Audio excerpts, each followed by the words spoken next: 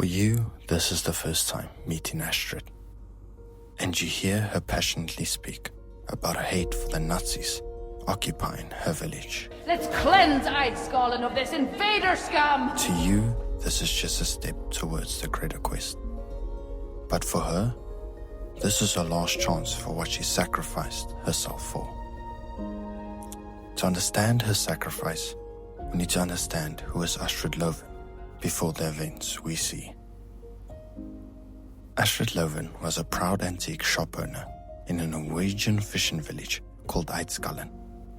Her shop was full of all types of antiques and artifacts that she collected, even some artifacts that are different. The shop's name? Loven's Old Saker. But unfortunately for her and these villagers, it was World War II and Nazi Germany came to occupy Eidskalen. But it was just not any ordinary occupation. Group 935 came to set up here. Here they will do horrifying research and most importantly, build gigantic robots to secure a Nazi victory. But worst of all, at the helm, Oberst Gruppenführer Richthofen, which in simpler terms means he is the highest ranking Group 935 Nazi to oversee operations here. For Astrid and all the villagers in Eidskalen, this brought dread and oppression.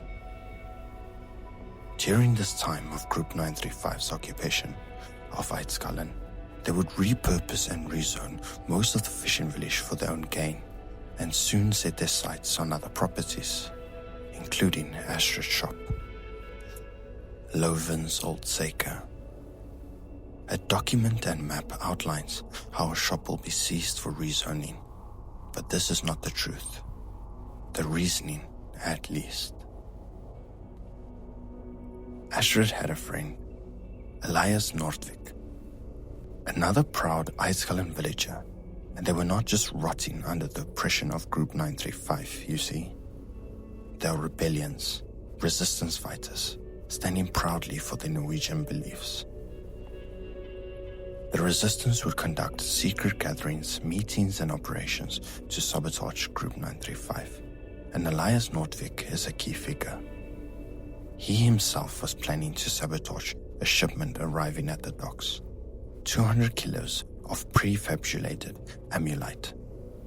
And Astrid is certainly involved in this fight against occupants. She had a plan, and most definitely, she would need help from her brothers and sisters in the resistance. With direct orders from Oberst Gruppenführer Richthofen, Group 935 members visited Loven's Old Saker. Get out! Get out! Get out! Astrid furiously told the men to leave her shop, but all in vain. They were searching for something in the shop, leaving no stone unturned. A feeling of helplessness. That a shop she is so proud of being violated. Artifacts and antiques disrespected. For what? What are they looking for? But you see, Elias and Astrid already knew this. They had intel that their houses will be seized and the shop will be seized as well. But one thing Group 935 underestimate is their intelligence. They are not here for her shop. They are coming for what's in her shop. The Jotun Star, the flame of the gods. People are scared and angry. That is good. It is motivation for action. The occupying army are too busy with their work. The devil's work. They even notice that we are not simple villagers. We are proud Norwegians, and we know what is right. They ransacked my shop, but I made sure the most important antiquities were safely hidden from their heathen hands. Elias told me the names their so-called scientists have chosen for the iron behemoths they are constructing. Everything they do insults our history, our traditions, and the old gods themselves. We must remove the head of the serpent. That son of a bitch deserves a boat hook through the neck. But we may need to settle for something simpler. When he is dead, his brethren will soon follow him into the hell they all deserve. This is most certainly an artifact that she does not want to be in the wrong hands. The Jotun Star is a divine weapon, not from our physical world. To understand, we must look before the existence of the physical world in Norse mythology. And the first to exist are the Jotnar, giant primordial beings. Odin with his brothers and sisters killed the first Jotun, Ymir, and with his remainings created the physical world. So this is an artifact from the gods themselves. Astrid wants to take great care in hiding this artifact. With the help of the Aesir gods, At last! The Aesir have sent the warriors I prayed for! Elias and other members of the resistance, she carefully planned to hide the Odin Star. My speculation is that with Elias, she had him hide the chains for the crypt in the docks with his undercover access or his affiliates, as he is heavily involved with the sabotage of shipments.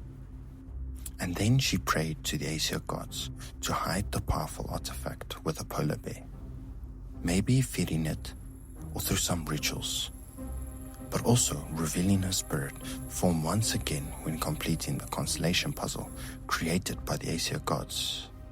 This might be the possibility as well.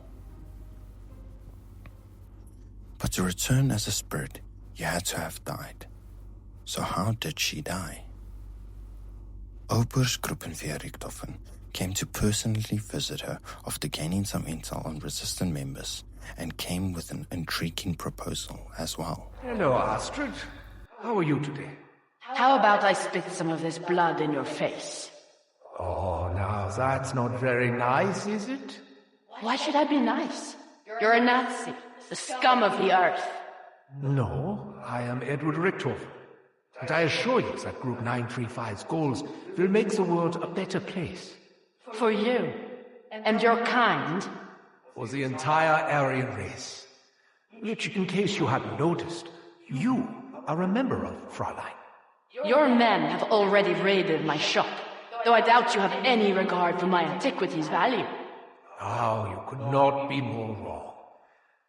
I have the highest regard for both the past and the future. Then what do you want from me? Names? The names of your fellow conspirators. I don't know what you mean. There is no conspiracy, only survival. And does survival include sabotaging our operations? I told you, I don't know what you're talking about. I am just giving you the chance to be honest with me. If you give me names, I will allow you to return to your business. My business is gone. You have destroyed everything we built. What I do only to secure a better tomorrow. The chapel bell still rings. And tolls. Fuck you. No.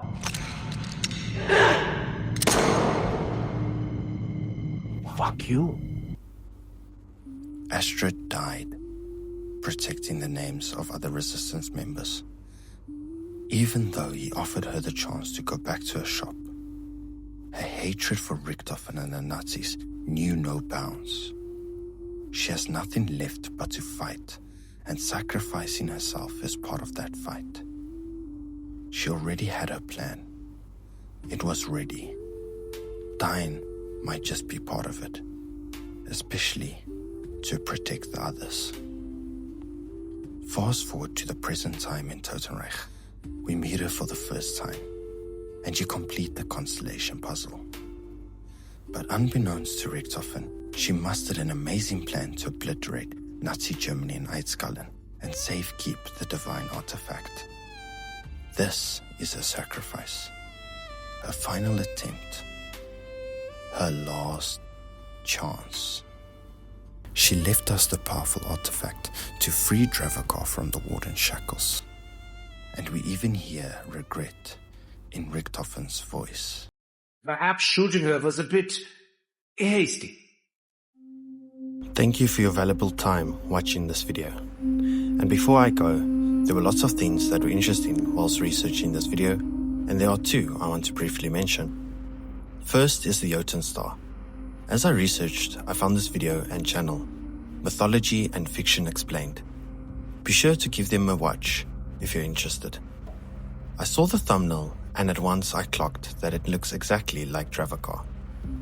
Later to discover that the name Jotun is singular for Jotna in Norse mythology. For me, at least, it was an interesting find. Second is that we are only told with audio logs and intel that Astrid had planned to hide the Jotun star, but not exactly how. After my research, I gave my own speculation in the story, and I would be very curious to hear yours in the comments.